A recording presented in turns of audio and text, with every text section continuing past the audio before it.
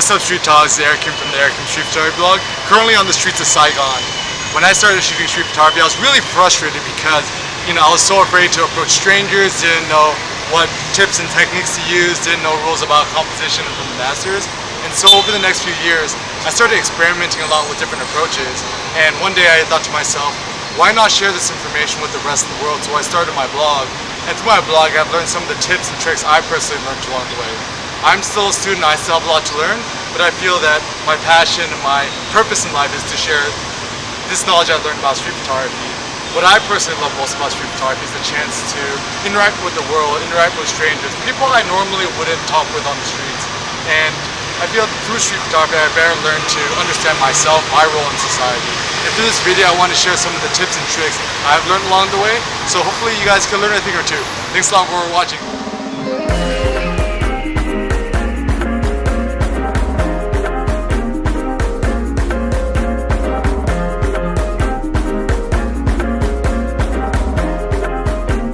Saigon is one of my new favorite cities to shoot street photography. There's just so much action, so many things going on here. One thing I love about shooting here in Saigon, there's so much diversity, going from District 1 to District 2 to 3, 4, 5. All the places are so different. Love meeting up with all the local Saigon photographers here. There's so much passion, energy, and life in the city, and I just can't wait to shoot more here and have a nice cafe soda.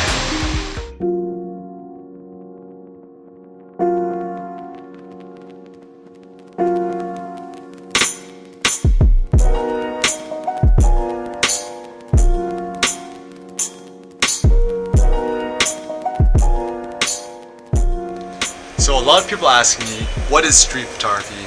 For me, street photography is all about capturing the beauty of everyday life. It's capturing humanity in your images. And I always feel that the most memorable street photos are the ones that hit you on an emotional level.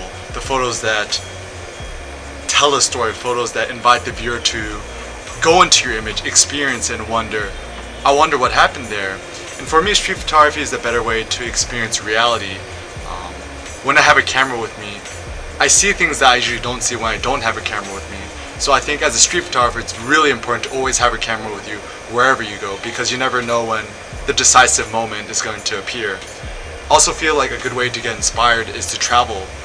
When I first came here to Saigon, I was so amazed by all the sights, the smells, the colorful people, and being here in Saigon just inspired me to just shoot. And there's so much diversity here in the city. Even though you might not have an opportunity to travel, know that street photography can be done anywhere. It could be done in your own backyard, it could be done in your own city, it could be done in your own community. So regardless of where you live, there's always street photography opportunities, and that's the beauty of street photography.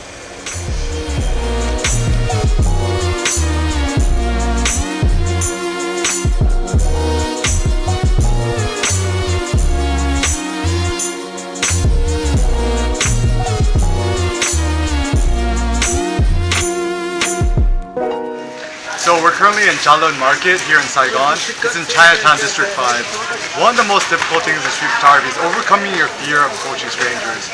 Whenever there's a photo I want to take, there's always that slight moment of hesitation where I want to take the shot, but I'm worried about upsetting some people or if someone gets angry at me. One of the techniques I use is smile.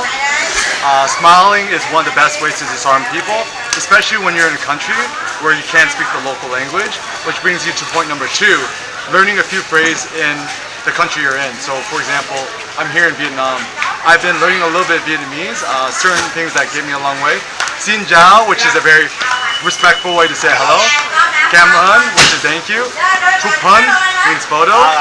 And so I'll see somebody interesting and I'll kind of smile at them, wave at them. Oh, chụp hình. And I'll take a few shots, they look okay with it, I'll go cam ơn. And the third technique I'll do is, after taking the shot of them, I'll show them the photo I just took. So it's not just taking a photo of a person, but making a photo, giving back. It's a two-way conversation rather than me just stealing something in street photography. And I feel the most beautiful thing in street photography is to interact with strangers. I don't think street photography has to be candid. You could ask for permission. So whenever in doubt, whether it's candid or with permission, it never hurts to ask.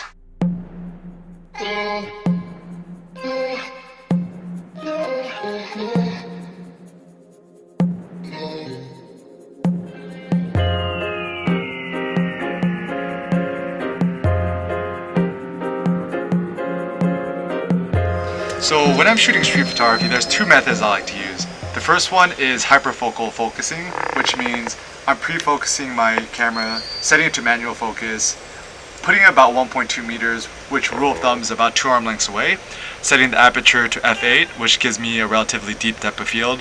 There's an old saying in photography, f8 and be there. In terms of my ISO, I keep it relatively high, ISO 1600, and keep the aperture to aperture priority mode. And what this allows me to do is photograph people while they're moving, so I never have an excuse for not capturing the decisive moment, because with these settings, all I have to do is literally point and click. The other technique I like to use with my cameras is setting the camera to P mode, which is program mode.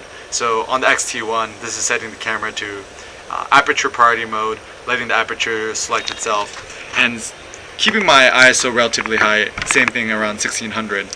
Certain circumstances I like to use a flash. This is when I'm shooting when the light's not very good, it's flat, so for example in the shade in really dark areas. And the benefit of using the flash is it allows me to separate my subject from the backgrounds. Cool thing about the X-T1 also is the swivel screen. So certain photos I've taken at very low angles, literally putting the camera to the ground and shooting from very low.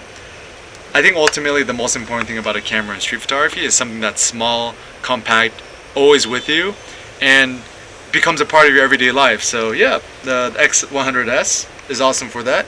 Or if you want something that's a little more versatile, the X-T1 is great too.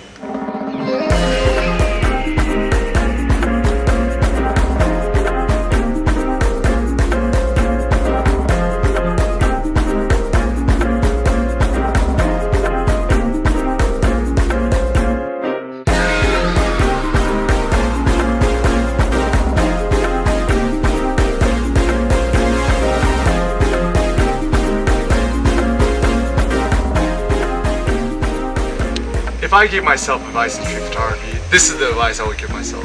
First of all, don't worry so much about what other people will think about your photos. First, aim to please yourself. 2, invest more into photography education. This means photography books, workshops.